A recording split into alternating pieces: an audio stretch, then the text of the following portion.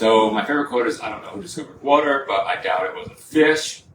Einstein famously said that whatever level of consciousness created the problem will be unable to fix it.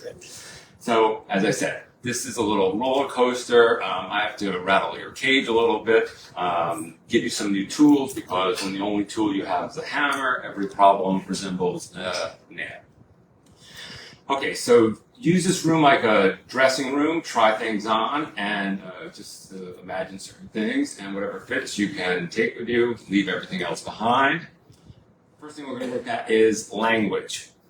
Language creates reality. So how do thoughts relate to language? Can you think outside of words? Peter Gabriel too, he talks about, I think in pictures, not in words. Mozart, Beethoven received entire symphonies, no words. So what could we think if we didn't have this language? My cat gets along perfectly well without doing what we do. And look how rational our language is. There's no egg and eggplant or ham and hamburger. There's no pine and pineapple or peas or nuts and peanuts. If a vegetarian eats vegetables, what does a humanitarian eat? If adults commit adultery, do infants commit infantry? We park on driveways and we drive on parcels. These are 3 real headlines. You can read them because you can then see the double entendre in your head. Go ahead.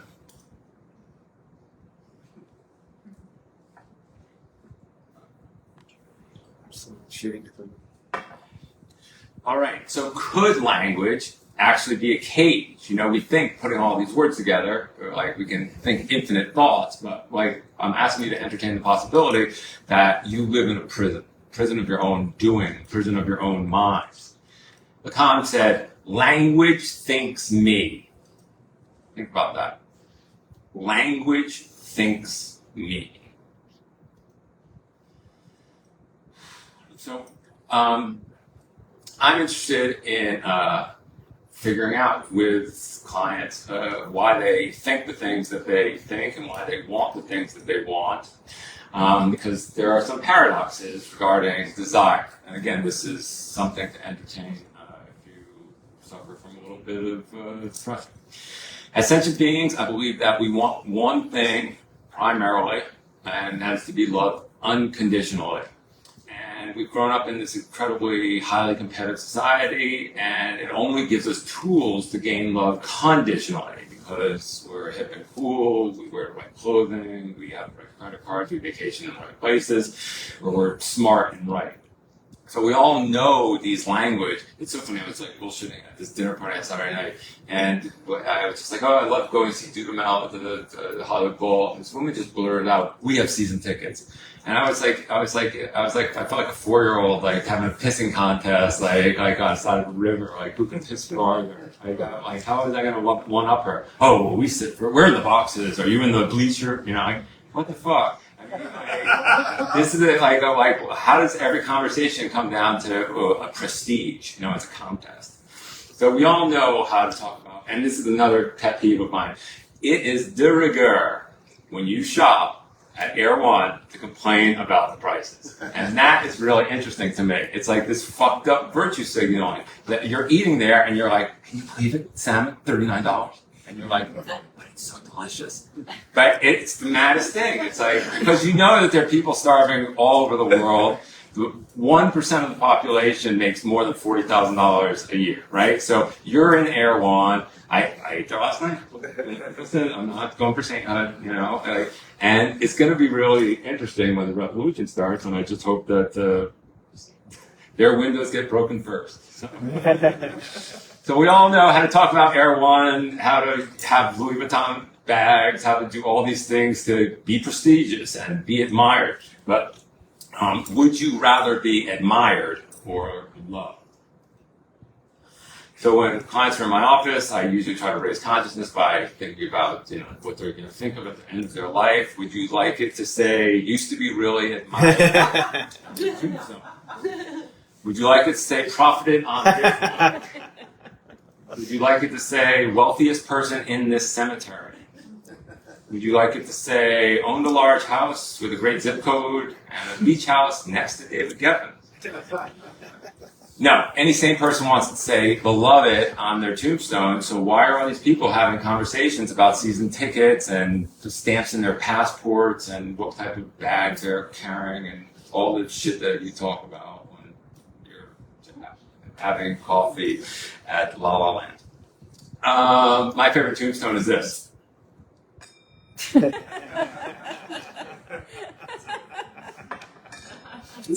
So I read this last week, so I just put this in the presentation.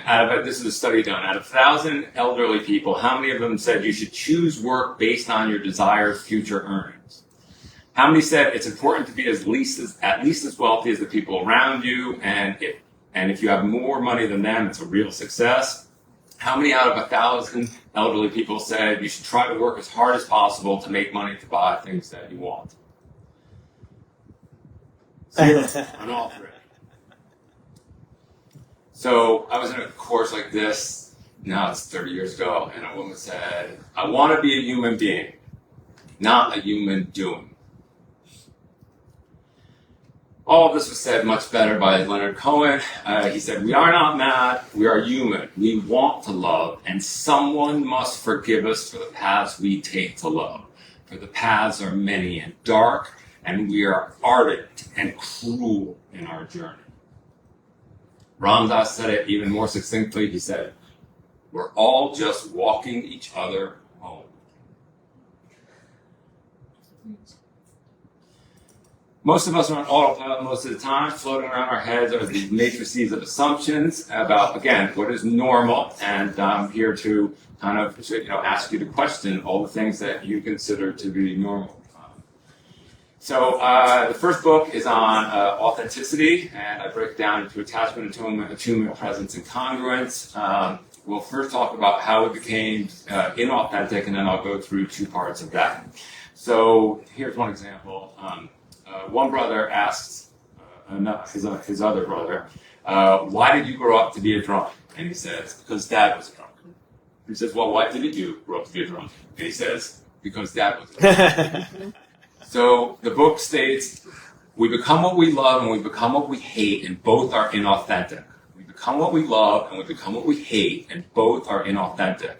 So our parents were one way, and we want their approval. They might be they've in the past or whatever. So we do things that imitate them. And then there's an individuation process where we're defining our own sense of self. And a lot of times we do the opposite, like, well, if they're Republicans, we'll get tattoos, like there's just like this thing that goes on. But what happens is you're 30 or 40 years old and there's these conflicting impulses, let's say, in your life that you think come ex nihilo from, but they're really reactions against shit that happened 40 years ago, either one way or the other. So again, the point is you just have to be conscious of these things, and that's why we're going to talk about attachment theory. Everyone's seen this term before. There are things that you know how to use an iPhone, you know how to drive, you know how to speak English. There are things that you don't know how to change a carburetor on a Bugatti, you don't know how to fly to the moon, you don't know how to get your kids to listen to you, and then everything else is what you don't know that you don't know. And that is infinite. So I'm asking you to entertain the possibility that somewhere in that don't know that you don't know is what's causing any unsatisfactoriness or causing you to have the blues. This is a funny one. What happened to Alex? She had to leave town early to get to a meeting. Too bad. Where does she live? Chicago. You gonna go and see her? Don't really have that kind of relationship. Try right over there. That's right. What kind of relationship do you have? Casual. Sounds pretty special. It works for us. Do you think there's a future there? I never really thought about it. What's going on here? Really never thought about it? No. How can you not think about that? How does it not even cross your mind that you might want a future with someone? It's simple. You know that moment when you look into somebody's eyes and you can feel them staring into your soul and the whole world goes quiet just for a second? Yes. Right, well, I don't. You're an asshole.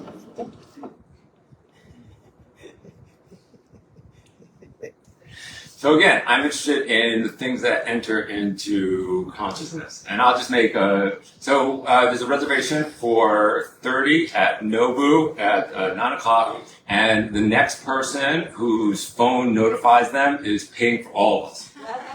Your phone is on right now, and you're getting that ping or ping. If the person next to you, their phone pings, tackle them, punch them in the neck, take their phone away, and get their credit card number, and that's the card we'll use for Nobu. So shut your fucking phones up. So, my cat, Olandar, is alive, but she doesn't know that she's going to die. So, Heidegger talks about being unto death. So there's two different reactions you can have. I usually show the Woody Allen clip from Annie Hall, where he's like, "What's the point? What's the point? What's the point?" And that's the teenage nihilism. What's the point of going to school? Whatever. But then, you get a little older, and for someone like me who's going to be 57 next week, you realize that the road ahead of you is a lot shorter than the road behind you. Right? Thank you. And so every day is just this incredible gift, and we really have to, the people who are past mid-age, treasure it. Okay, so if you practice meditation, you will probably agree that the mind has a mind of its own. Yell out, everybody, what do you see up there? Women upside down. What do you see? Come on. What do you see? 3 upside down women. Right, exactly. So take a look. Oh my God. I'll do it one more time. So what do you see? Wow. This is called the Thatcher effect. Called what? Thatcher effect. Who's a big fan of Adele? Yeah. Yeah, she looks wonderful, doesn't she? Well, Wow. One more time. yeah. All right. Now yell out the answers to the next two questions. What's the color of snow? White And what do cows drink? milk. They don't drink any water. What is that? Well, they do with their baby cows. Yes. So at Esalen, there's usually 75 people. Most of our PhDs from MIT, Stanford, and Harvard. And everyone says milk. And you wonder why you want this handbag, or you want this thing, or you want that thing, and you don't understand what's on the side of your email screen, like that thing that's been there, buy this thing, buy this thing, buy this thing. This is the funniest photo on the internet. Right? Well, he's an A&M guy. This is man too stupid to have. Sorry. It's insane, right? You buy a hat and then you're going like this. That's all of us, by the way. So there's no immaculate perception. The map is not the territory. René Magritte wrote, "Ceci n'est pas un pipe." This is not a pipe. This is a symbol of a pipe. You cannot smoke it. Again, we're talking in symbols, right? But how close is that to reality? All right, so this is why I teach authenticity, because there's this transition that happens where I don't know how to phrase it. In Lacan, you become the drive, and Nietzsche talks about it as the camel becomes the lion, becomes the child, where you've gone through these things and you're able to embody your desires consciously, as opposed to just being will-o'-the-wisp and saying, "Oh no, I have to do this, I have to do that, I have to do this." Eliot said it in such a beautiful way. He said, we shall not cease from exploration, and the end of all of our exploring will be to arrive where we started and know the place for the first time." It's funny because a friend of mine was going to come here tonight, and his last name is Young, and I was just thinking, wouldn't it be a great screenplay? So T.S. Eliot in the 40s was in an insane asylum, and Jung was in an insane asylum in Switzerland. I don't know where it was, mental asylum, Eliot was in. And I was just wondering, someone should write a screenplay, like that they're next door to each other, they're in the same asylum, "Hey Tom, what are you doing?" "Shut up, I'm writing." Right, that would be okay, that's my own fantasy.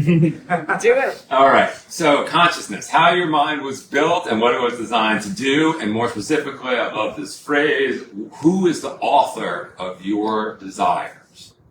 Who is the author of your desires? Why do you want the shit that you want, the stamps and the passports, the whatever, you know? Why do you think the shit that you think? Most of the stuff that you think is shit. The mind has a negativity bias, and you know that's how we trick you into saying certain things because you're much more apt to say no to things. All right, so all of us in here are weird. That's Western, educated, industrialized, rich, and democratic. It's interesting. So if you read the DSM, 98% of behavioral science experiments come from weird populations, but we're actually only 12% of the world. So if you see a kid in Papua New Guinea climbing a tree for a coconut, and you say, "Oh, he looks really anxious," and like, no, like it doesn't. It's not applicable. You know, like we're like all the things within the system of capitalism are caused by that. And it's interesting, I've been listening to a bunch of talks. There's a book by Ron Purser named Mindfulness, and it kind of shamed the mindfulness industrial complex because mindfulness has now been corrupted so that at Google or you have these pods and you go for 10 minutes and then it doesn't make you a better person, you're just not a stressed out asshole, you know. But I don't think the Buddha or His Holiness Dalai Lama or anybody like that wanted you to go into a pod so that you can go back and code for another 8 hours. Not really the purpose of meditation. All right, so there's 50 rehab centers in Malibu, and if we go to them right now and go sit in one of those groups, everyone around there will complain about negative self-talk.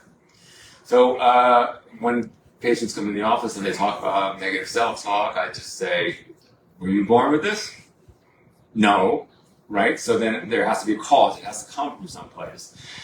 And I think that most interactions that we have in our culture, because we're trying to make them productive citizens, it's some form of behavior modification, the way we do things to dogs, like choke collars and things, unless you went to a Montessori school.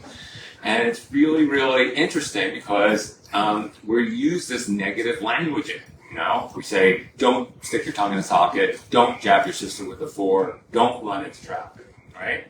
And so we develop this false self, this is according to Winnicott, to survive our childhoods and get our emotional and psychological needs met the best we can, which is usually through crumbs.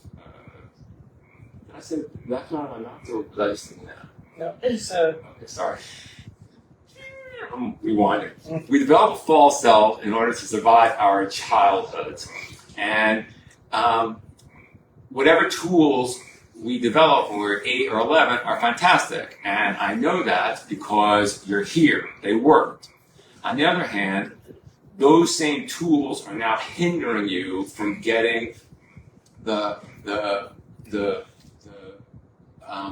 deepest, most securest love that you really crave. So that's the reason why people our age, let's say, have to pick themselves up by their own bootstraps and then consciously decide who they want to be, which is the last part of the first book. And, as I say in the book, it's a real privilege to live in a society that you do get to make these decisions about how you want to spend your evening and where you want to spend your money and things like that. So, the conundrum for a lot of people who are, particularly ones who are wildly successful, on the outside, you have this false self, and on the inside, you have this negative self-talk, and so that is the imposter syndrome. I was going to get this clip tonight, and everyone remembers it, though. It's too embarrassing. It's when Sally Fields You like me, you really like me. You really like me. It's really, and then I was thinking, well, now that you said it, we don't. So we did it, but she can't. It's a very interesting phenomenon. You're used to life. All right, so it adds up, and that's why people self-sabotage because they're trying to get facts to rise to meet the theories in their head. I think that's why it's very important that we study attachment theory, which is what we're going to do now, because I think that at a very small age, when we're pre-verbal, usually 6 to 18 months, we develop a theory of how reality is, and are people trustworthy or not trustworthy. And then our eyes see facts that rise to meet those theories. And if it doesn't meet that theory, you conveniently don't see it. All right, so Lacan wrote Le Stade du Miroir in 34. He presents it, I think, in 36. He basically said, when you hold a baby up to a mirror, the baby's eyes are like Stevie Wonder. So why is that? Because the baby has no self, right? And then there's this whole ornate thing that goes on. Oh, is that Nobu? No, that's Joking. So there's this whole thing that happens because, like a baby can't see its ears, right? And it can't see. And then through the gaze, which is a concept that's studied in film theory, of the mother looking at the child in the mirror, the baby gains an understanding like, oh, look, like my hand, oh, look, my nose, things like that. It's fascinating how you develop a sense of self. Now, I'll just throw this out there. There's attachment parenting that says like a baby should be breastfed for 4 or 5 years, and the baby should basically sleep with the mom. And what do we do in our culture? We have 18 months breastfed. I was at 66. Doctors went to my parents and they said, we have this chemical formula that's vastly superior to mother's milk. And so everyone from 1966 loves strip clubs. Which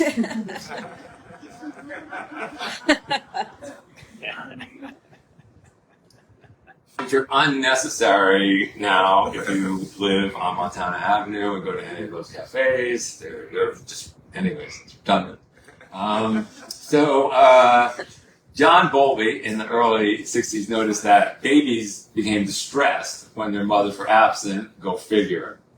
And so then in 69, his protege, Mary Ainsworth, did this thing called the strange experiment, where a mother and a baby went into a room, and then the mother left the room, and the baby did one of a couple of things, and then the mother came back in. And so what was key here is how the baby reattached. So this was a pattern in the children. 33% of the babies securely reattached. And I think that statistic has gone way down. And I think that the second one, insecure, goes 3 times insecure. The first one is avoidant. So that means that the baby cried itself out, the mother came back in, and the baby went like this.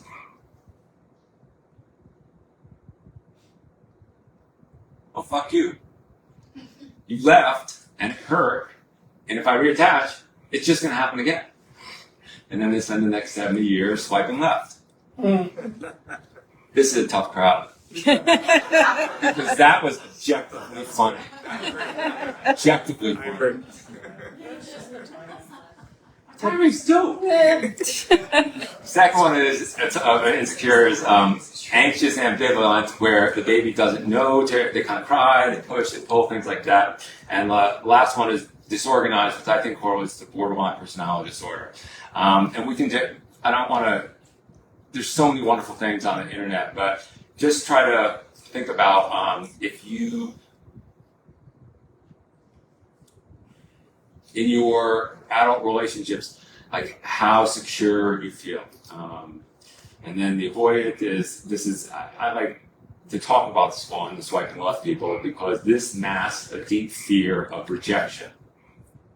And that's why it's important. And I actually feel like if the majority of people, particularly in Los Angeles, have avoidant attachment dynamic. And then there's anxious, and you're 1 foot out the door, and then disorganized, which is borderline people, which is just a fucking shit show. I mean, that's the technical diagnosis. Yes. So these are the thoughts of self, and positive and negative, and the thoughts of your partner.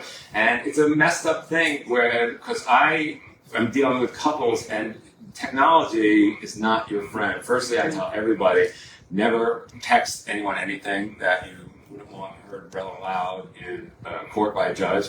And the second one is, like, when people are texting things, like, forget that your iPad has iMessage on it, and then, like, your girlfriend goes to look at maps or something, and something pops up from someone that's not pleasant. And It's really, we're not living in a time when technology favors loving relationships. But I mean, if you're secure, then like you would know like not to check other people's devices. Mm-hmm. All right. The reason I think this is important is because, as I said before, we develop a theory of how the universe is operating. We extrapolate from our own dynamic, and I love this quote by Jan Martel: "To choose doubt as a philosophy of life is akin to choosing immobility as a means of transportation."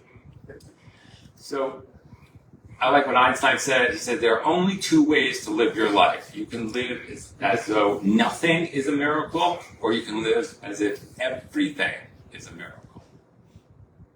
Super interesting, right? I make a joke sometimes and I'll say, if you win the lottery, you're like, thank God. But then if you get hit by a car, you don't say, thank God. But you have to have an understanding of, like, if you're thinking how the universe is operating, why things happen, whatever they may be. But we all have to construct the paradigm and make it, we're just terrible with uncertainty, so we like to have some sort of like comprehensive theory. And yeah. So there's this beautiful book by Harville Hendricks. He said it's called Marriage as the Path to Wholeness. He says, the subconscious purpose of marriage in America is to enable you to complete your childhood. Your parents had deficits. Those deficits wounded you. Those wounds became defense mechanisms, and those defense mechanisms became your personality. And you'll always be attracted to people who can replicate the dynamics of one or more of your primary caregivers. And then Marianne Williamson adds, if they can't replicate them, you'll train them to.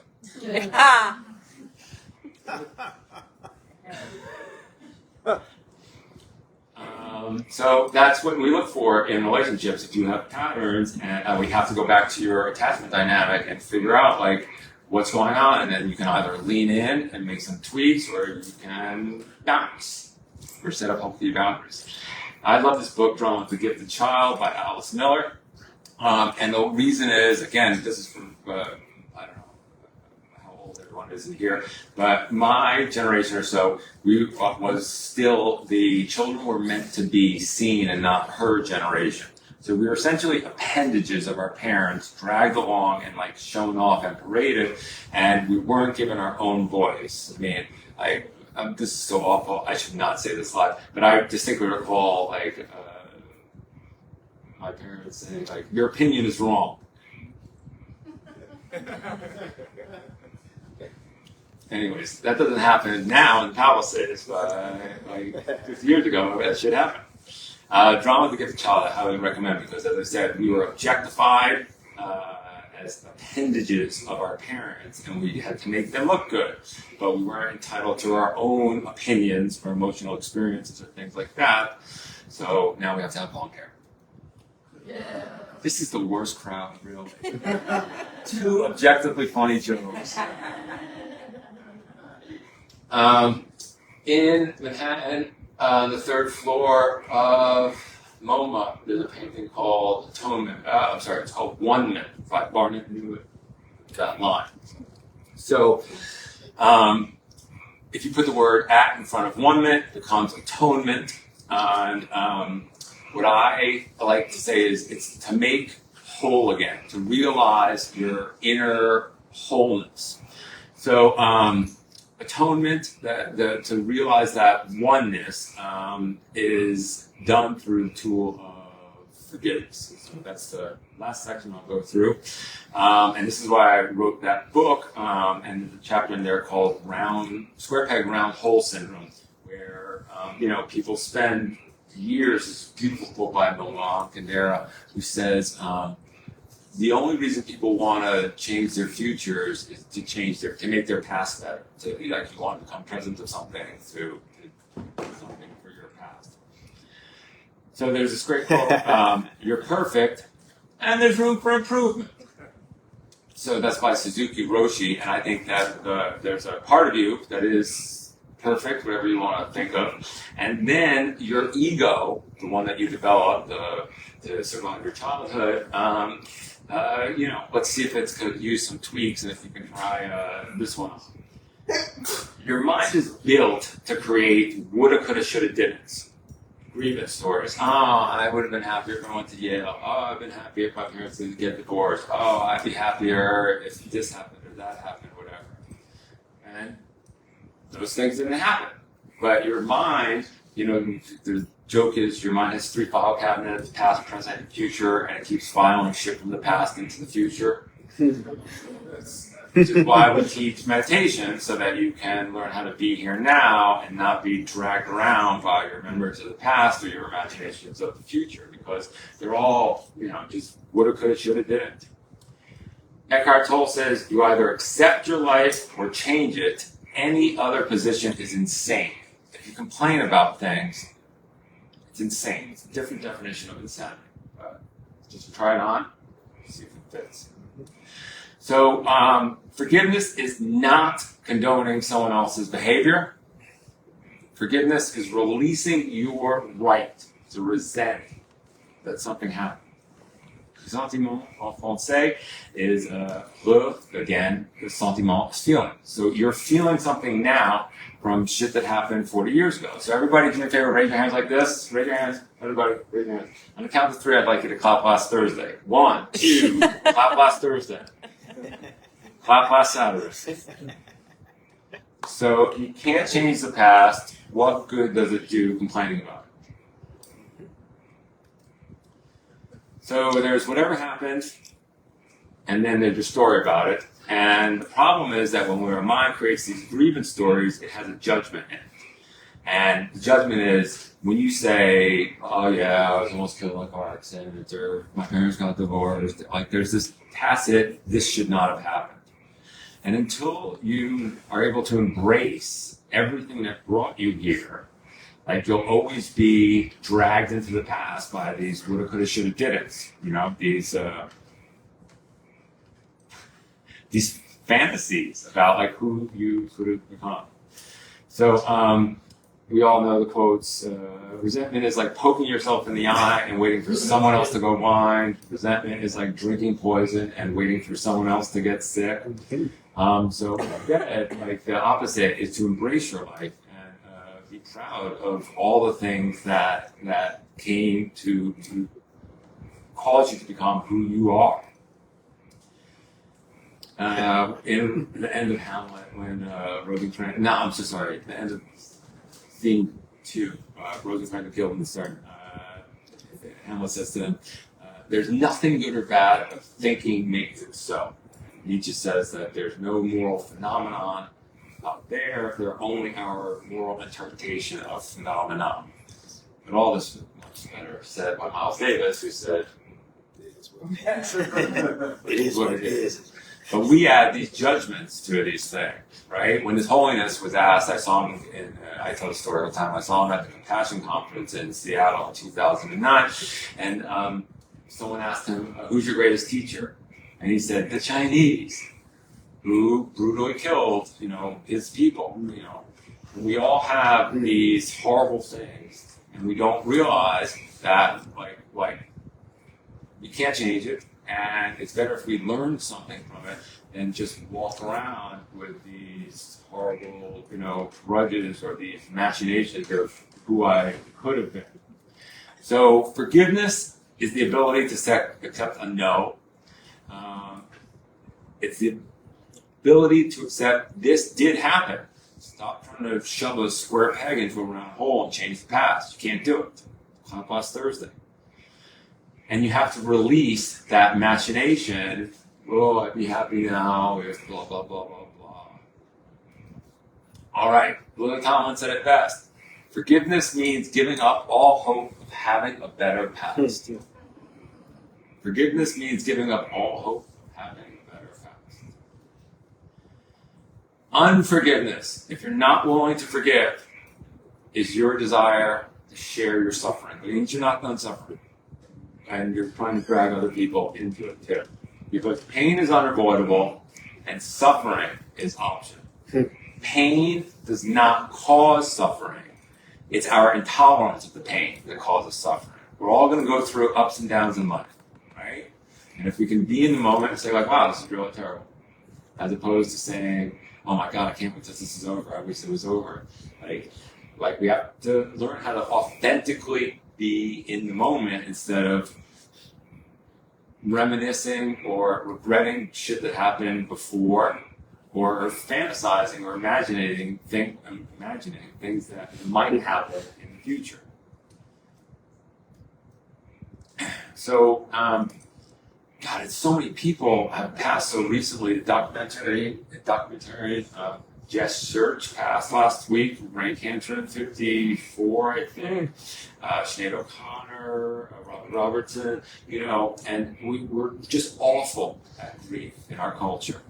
DSM-5 was changed bereavement exemption to something that could be treated with pills.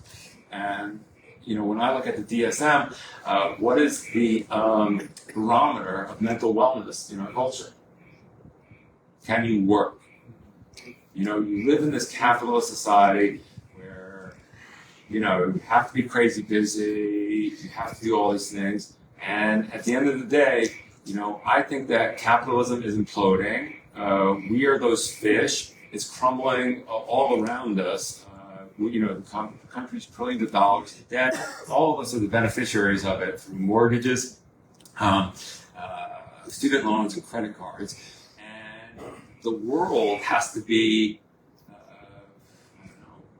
the wealth in the world has to be redistributed in some way so that people don't go out on the street and get guns, and because they no longer have water, no longer have clean air, they don't have a fire department, they don't have these things that our tax dollars pay for, that they start killing people. Because I think that's what I was thinking, that's what was my fantasy. I should not say this aloud. So this is like one of those actors who's been working in a bar, should really assassinate a head of a studio. And that maybe, then they'll start to listen. Because the writers are in a terrible position. They have no leverage. They're going to be replaced. There's this whole strike. It's going to go on and on and on because capitalism is a system of exploitation and oppression. Yes. And until we figure out, and obviously only idiots would say, "What are you, a socialist?" No,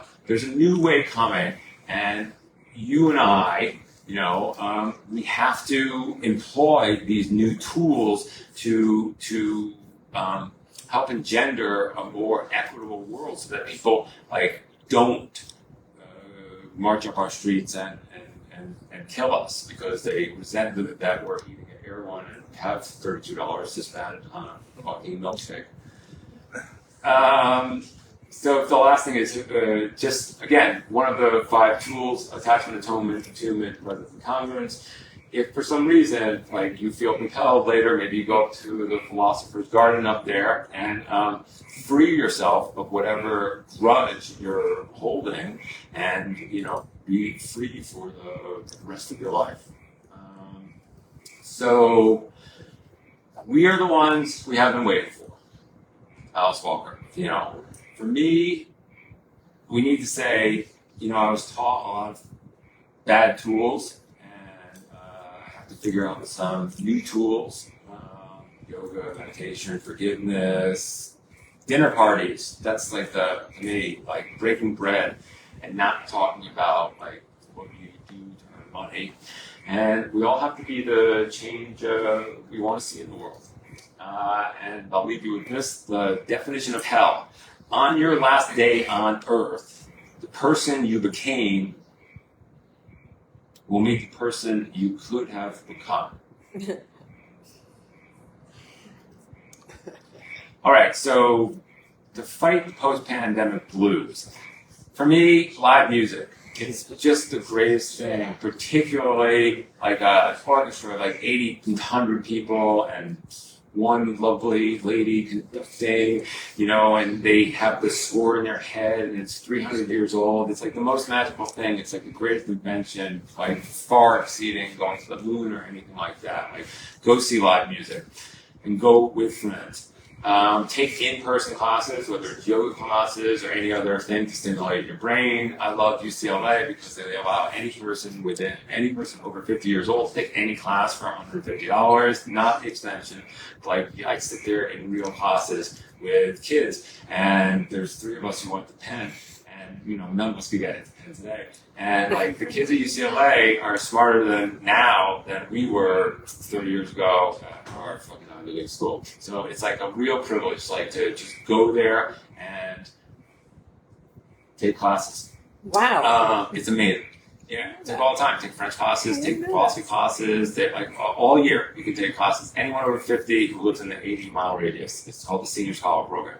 The what? Senior Scholar Program. Oh. It's Terry Institute with a guy named Dr. Sinat. So the third thing is try a new sport. I tried tennis 4 years ago. I'm terrible at it. I love it. I tried boxing. I'm awful. I just can't even break my arms. My face has like a target on it. I love it. I tried swimming, and I almost drown every day. I've been swimming. I lost 35 pounds. I'm in the best shape of my life. And there's just something about going into the water. I started at 55. And if there were, it's the Special Olympics should make like a separate category for people like me, because it's just like flailing, but like there's something about it. And there's all the old people like 80 years old, and they're like, maybe you should try this, maybe you should try that. Oh yeah, that's good, and it's great. It's like community. It's fantastic every morning. Museums. So Lee's wonderful. Come to Carlo and Lee's. Exactly. This is one of the most beautiful communities like in Los Angeles, and it's here many nights a week. You'll have lovely speakers like Lisa coming up and whoever else, and the tour is just so communal, I want to say, because we all live through all those myths and all the archetypes, and whether you believe in it or not, it's just like we're all here together, and we are all speaking the same language. So I also love Norton Simon, and Getty's wonderful. There's LACMA every Friday night has jazz. The Hammer every Thursday night has jazz. The Getty every Saturday has like music, and then Mocha downtown, David Geffen every Saturday. Like there's just you look at the arts. It's all free. It's one of the benefits of paying taxes. You get to have these cultural things. Hosting dinner parties.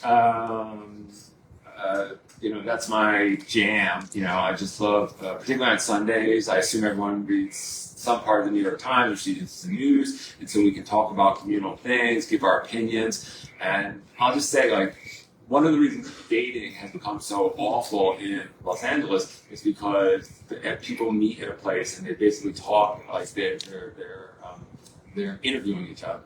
Whereas you could find out 100 million more interesting things about a person about taking them through a museum, and what they think about art and literature and music, just their opinions on these things.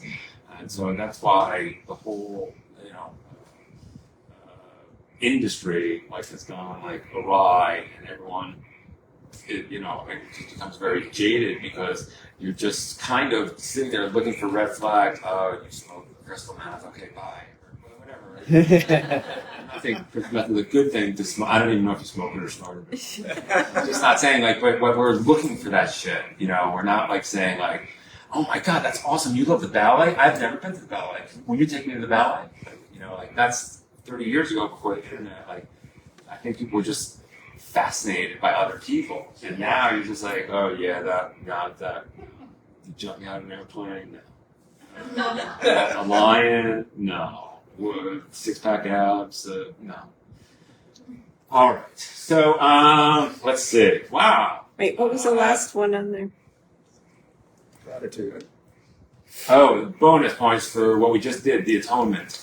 So your mind was built to make resentments, and the only thing you can do, because you can't pull all the weeds in the garden, is replace them with gratitude. And we didn't die during the pandemic. A lot of people did. We're here. we've all had to live through some pretty horrible shit.